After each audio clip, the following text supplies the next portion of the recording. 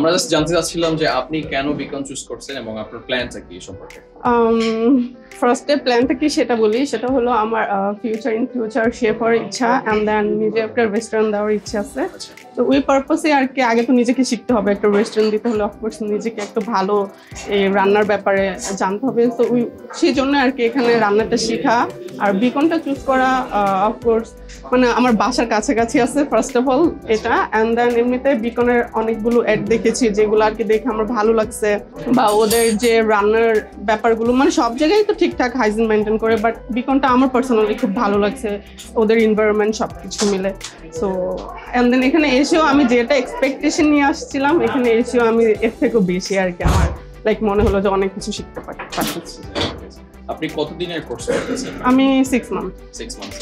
আচ্ছা আচ্ছা। এরপরে কি মানে অন্য কোনো কিছু করার ইচ্ছা আছে? হ্যাঁ, দেন তারপর জব করার ইচ্ছা। দেন আপনার হচ্ছে যে আপনি নিজে হ্যাঁ, তারপর একটা টাইমে সো যখন নিজে একটু ভালো কিছু শিখে যাব দেন তখন রেস্টুরেন্ট দেওয়ার ইচ্ছা আছে। আচ্ছা আচ্ছা, thank you, that's good. Thank you.